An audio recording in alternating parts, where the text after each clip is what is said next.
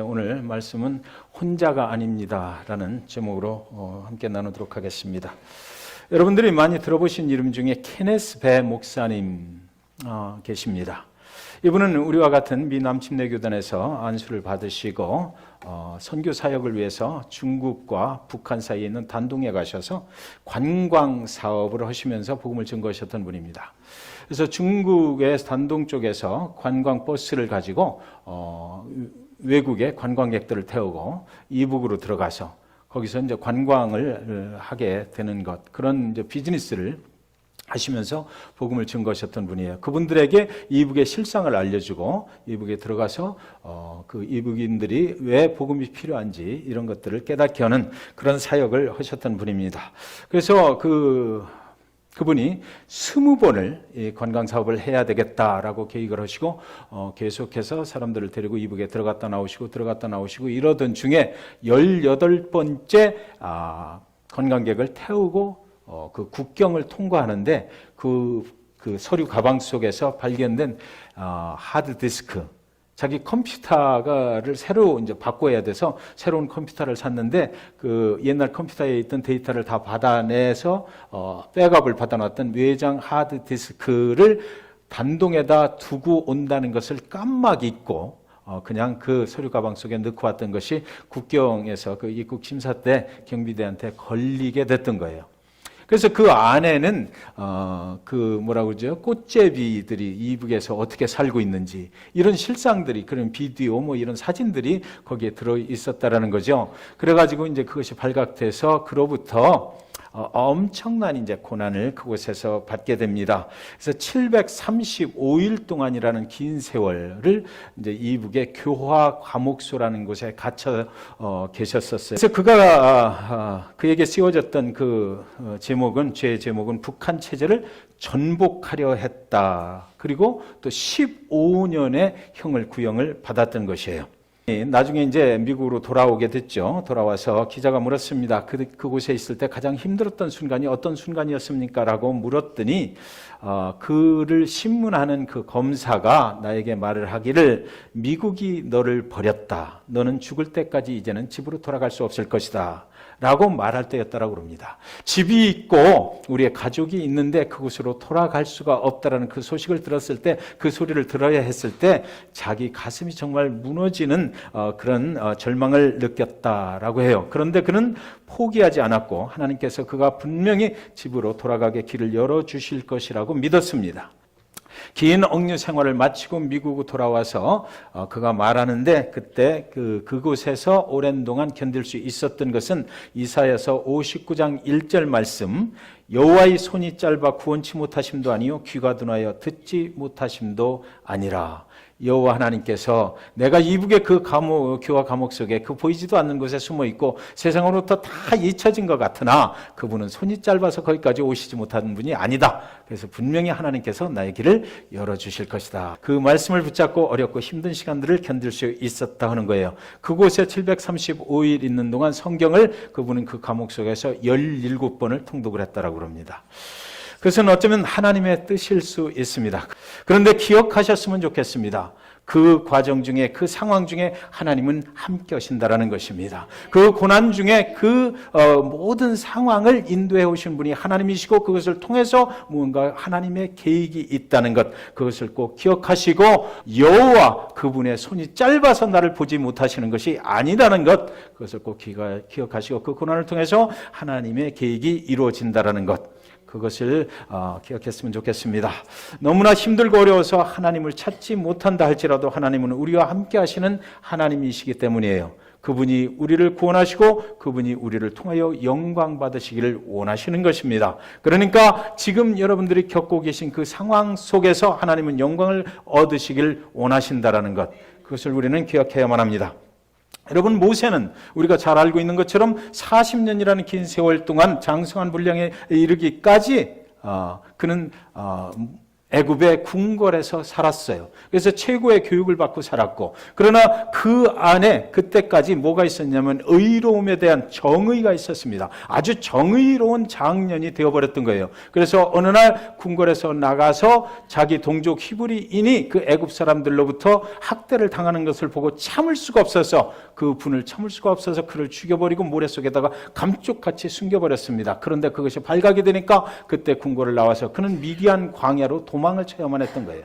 그리고 미디안 광야에서 40년이라는 생활을 세상 어느 누구도 찾지 않는 곳에서 그는 살아야만 했던 것입니다. 그리고 40년이 지난 후 하나님이 그를 잊지 않고 그를 찾아오셔서 40년 전에 했던 일보다 더 엄청나게 큰 일을 하나님의 방법으로, 40년 전에는 하나님이 아닌 자신의 방법으로 하려고 했던 그것을 이제는 하나님의 방법으로 할 수 있도록 그에게 책임을 부여해주고 그를 그 애굽에서 이스라엘 백성들을 광야로 인도해내는 그 막중한 사명을 수행하는 리더로 사용을 하셨던 것입니다.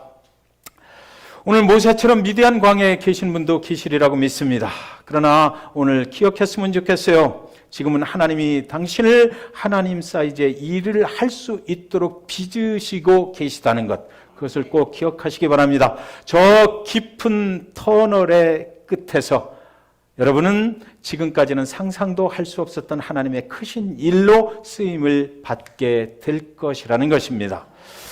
형 에서의 장자권을 가로채고 야곱은 발각이 되자 무조건 도망치는 일밖에는 그가 살아남을 길이 없더라고 생각을 했습니다. 외삼촌 댁을 향해서 무조건 달려가기 시작했던 것이에요.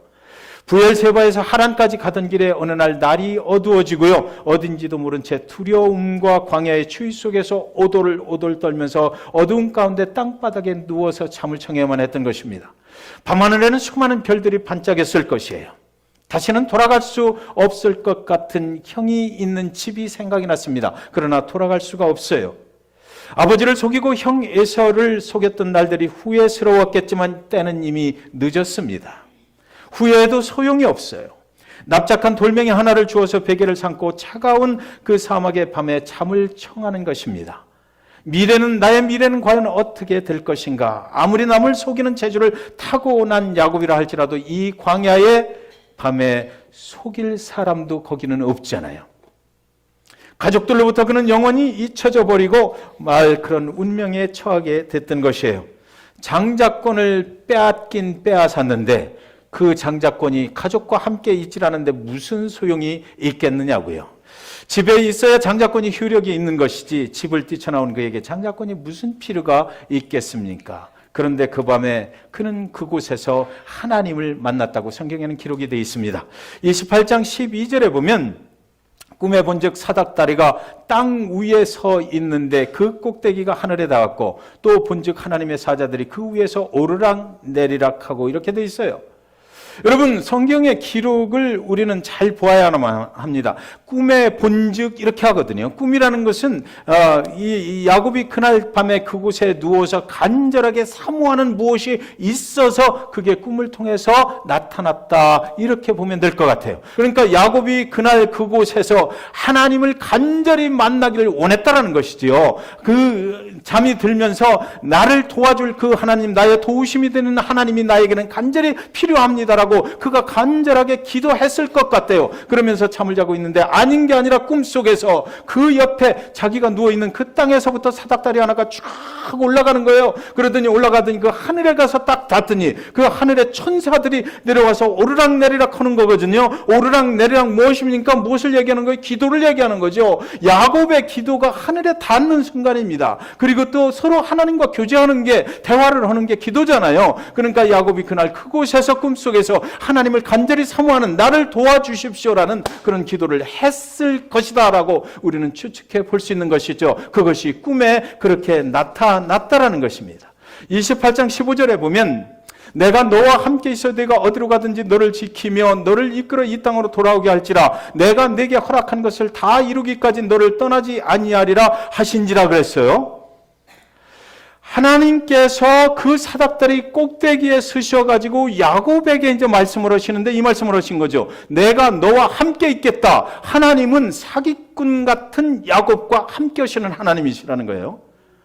하나님은 아무리 세상에 나쁜 짓을 한 사람도 하나님의 계획 가운데 있는 사람 같으면 하나님은 어디까지나 함께 하신다. 끝까지 함께 하신다라고 말씀하고 계시고 내가 어디를 가든지 너를 내가 지켜줄 것이다라는 것입니다. 여러분, 우리 인간은 서로 그렇게 못해요. 내 생각에 저놈이 사기꾼 같다 그러면은 그때 돌아서 버리지 누가 거기를 끝까지 쫓아가겠느냐고요. 그런데 하나님은 그 사기꾼 야곱을 끝까지 지키겠다. 너희가 어디를 가든지 지킬 것이며 너를 이끌어 이 땅으로 돌아오게 할지라. 자, 여기 아주 중요한 메시지가 있는 거죠. 야곱이 정말 형 에사한테 돌아가고 싶었을까요? 지금 이 순간에? 돌아가면 어떻게 돼요? 형 에사한테 죽을 거예요. 그런데 하나님께서는 너를 어디론가 보내서 그곳에서 한동안 어떻게 만들어 가지고 다시 형 에사에게로 돌아오게 할 거다라고 말씀하시는 거죠. 자, 그러니까 하나님의 구원의 역사를 여기서 우리가 볼 수가 있는 거예요. 하나님의 구원의 계획이라고 하는 것은 야곱처럼 사기꾼 같은 저와 여러분을 한동안 예수 그리스도를 만나게 하시고 그래서 이렇게 저렇게 성숙한 믿음의 분량이 될 때까지 기르고 훈련시키고 해서 결국은 어디로 돌아온다? 옛날에 에덴의 동산에서 하나님을 거역하고 떠났던 그곳으로 다시 돌아가게 하시는 그런 하나님이시다는 것이에요. 그것을 우리는 구원이라고 말하는 거죠. 그래서 오늘 이 야곱에게 하나님께서 이렇게 말씀하시는 거예요. 그 사닥다리 끄떡에서 내가 지금까지 살아온 인생 관계없다 이거죠. 내가 어떤 인생을 살았든지 죄인인 건 분명하고 그래서 나는 그것 때문에 돈 케어 그리고 내가 가는 곳까지 끝까지 쫓아가서 어떻게 해가지고 나중엔 결국에는 에서에게로 너의 고향 집으로 돌아오게 하겠다. 장자권 내가 너를 선택해서 그렇게 만들으니까 그것이 효력을 볼 날이 분명히 있을 것이다. 그래서 야곱의 후손을 통해서 다윗이 나오고 그 후손을 통해서 누가 나와요? 예수 그리스도가 나오는 이 일에 쓰임받게 할 것이다라고 약속을 분명히 하신 것이에요. 내가 네게 허락한 것을 다 이루기까지 너를 떠나지 아니하리라. 하나님께 한번 잡힘 받았으면 하나님은 절대로 그 인생을 포기하지 아니하신다라는 거예요. 저와 여러분이 때로는 시험에 빠지고 유혹에 빠지고 여러 가지 사탄의 유혹에 견딜 수 없어서 믿음이 약해서 여러 가지로 예배 생활 제대로 못하고 교회 생활도 제대로 못하고 그럴지라도 하나님께서는 절대로 한번 점 찍어 놓은 인생을 포기하지 아니하신다라고 지금 말씀하시는 것입니다. 하나님은 여러분 완전한 자를 쓰시려고 하시지는 아니하시지요. 하나님은 우리의 연약함을 아십니다. 우리의 악함을 아셔요. 우리가 하나님을 떠난 이후에 어떤 악한 세상에서 살아가고 있는지 그 악의 영향을 받아서 어떻게 살아가고 있는지 우리는 야곱처럼 짓밟고 일어서야만 세상의 삶을 살아갈 수가 있다는 것 하나님이 아십니다. 남을 짓밟고 그 경쟁에서 이겨야만 살아갈 수 있어서 어쩔 수 없이 믿음의 사람들도 때로는 그렇게 실수하며 산다는 것 하나님이 아신다 이거예요. 우리의 연약함도 하나님이 아셔요. 인간이 얼마나 연약한지 여러분 아세요? 베드로가 예수 그리스도를 아주 충성스럽게 따라가는 수제자였잖아요.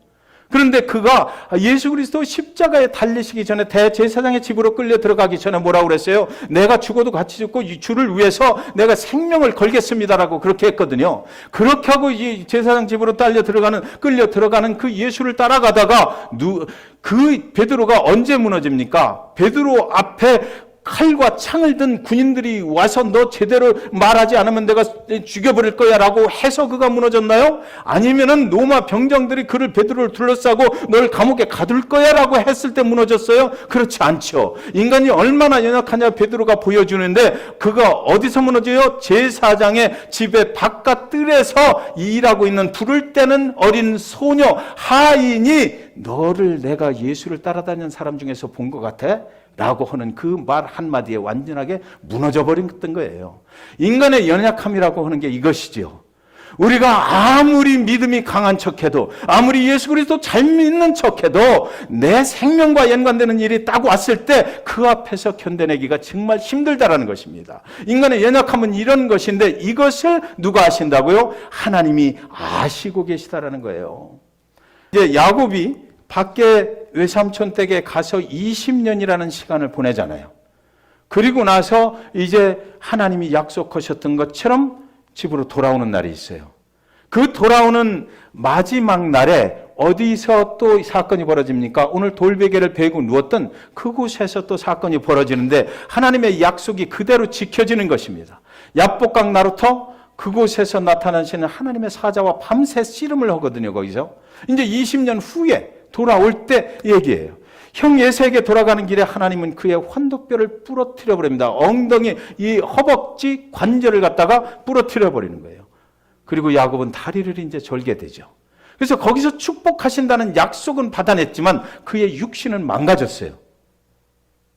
그리고 형 예세에게로 이제 절룩거리면서 돌아가게 되는데 창세기 33장 3절에 보면 그 절룩거리면서 나가서 자기는 그들 앞에서 나아가되 몸을 7번 땅에 굽히며 그 형 에서에게 가까이 가니 이렇게 돼 있어요. 여러분, 그 에서 형을 피해서 도망칠 때 같으면 이런 생각을 하면 안 되죠. 그 야곱이 어떻게 하면 내가 에서 형한테 돌아가서 그 형을 감쪽같이 또 속이고 그곳에서 내가 장자권을 가지고 잘 살 수 있을까, 이런 궁리를 해야 돼요. 그런데 돌아오는 길에 마지막 밤에 그 야복강 나루터에서 하나님의 축복을 거기서 받게 되면서 이 사람이 완전하게 변해버립니다.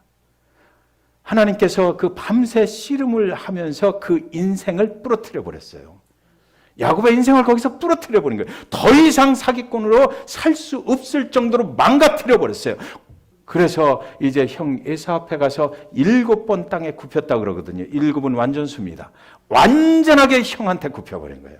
완전하게 형한테 나를 용서해 주십시오라고 말하면서 엎드려 버렸다고 이게 성경에는 기록이 돼 있는 거죠. 20년 동안의 광야 생활 속에서 함께 하셨던 그 하나님, 그를 형 에서에게로 돌아오게 하신다는 그 약속을 지키신 하나님이 형 에서를 만나기 바로 직전에 그의 허벅지 관절을, 그의 인생의 세상살이 삶을 완전하게 부러뜨려 버려서 아무리 노력을 해도 자기 힘으로 형 에서를 대항할 수 없이 만들어 버렸다라는 것이에요. 성경에서 말씀하시는 축복은 바로 내 세상의 생각과 내 생각이 부러져서 내 힘으로 할 수 있는 일이 아무것도 없이 만들어졌는데 그날 밤에 하나님이 그를 축복하셨다라는 거예요. 네. 성경에서 말하는 축복은 바로 이런 거다라는 거죠.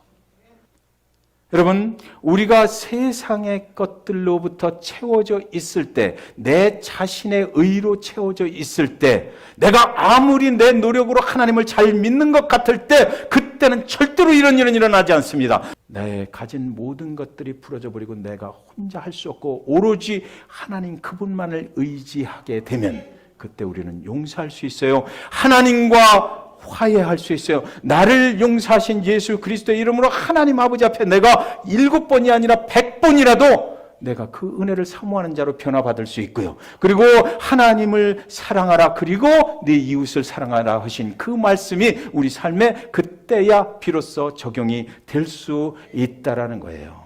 그렇게 용서와 화해가 이루어지니까 형 에서가 400명의 병사를 데리고 나왔다가 그 엎드려 있는 동생 야곱을 가서 입을 맞추고 끌어안았다, 이렇게 성경에 기록되어 있습니다.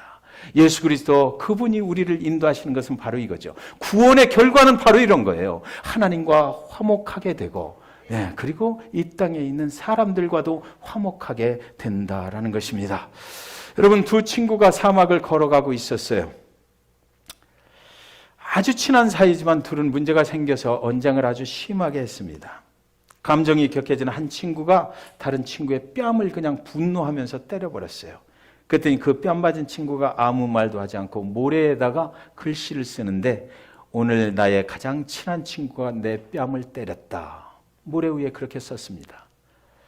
그리고 또 한참 같이 가다가 오아시스가 나올 때, 그때 이제 두 친구는 시원한 물로 갈증을 해소한 뒤에 그곳에서 씻기로 했어요. 근데 그 오아시스에 뺨을 맞았던 친구가 발을 헛디뎌서 빠져버리고 말았던 것이에요. 그 순간 뺨을 때렸던 친구가 그를 구해 주었습니다. 그는 늪에서 나와서 이번에는 돌에다가 모래가 아니고 돌에다가 이렇게 새겼어요. 오늘 가장 친한 친구가 나의 생명을 구했다. 그래서 친구가 물었습니다. 너는 내가 너를 때렸을 때는 몰에다가 적더니 이번에는 왜 돌에다 적었냐?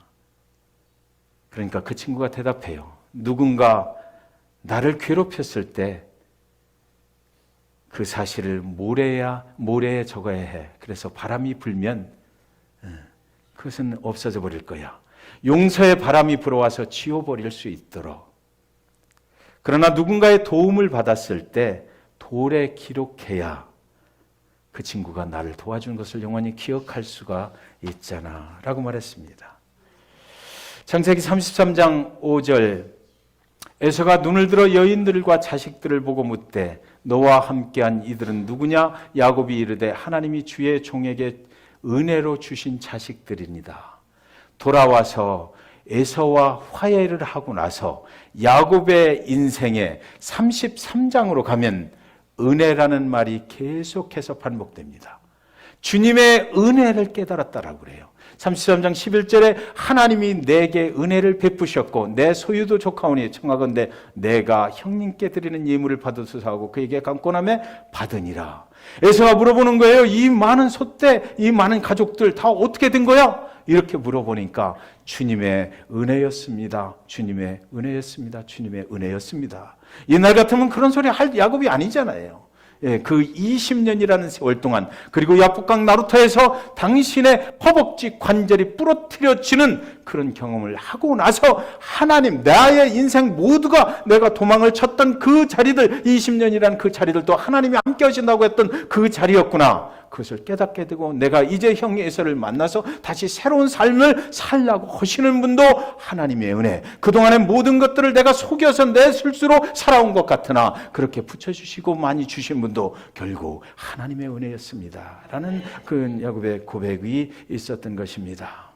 여러분 혹시 여러분의 인생이 부러졌다라는 생각 드십니까? 그곳에 하나님의 은혜가 임하신다는 건 믿으시기 바랍니다.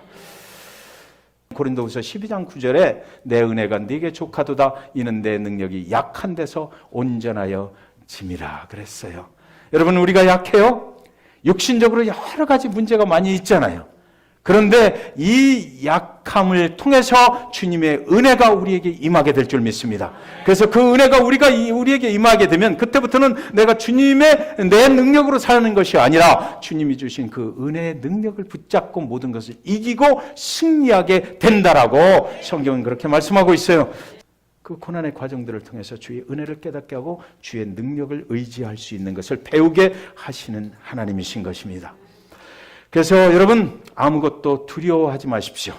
그 고난 속에서 우리에게 은혜를 베풀어 주시는 그 하나님을 마음껏 경험하시기를 주님의 이름으로 간절히 축원드립니다. 하나님은 절대로 여러분을 외면치 아니하실 것입니다.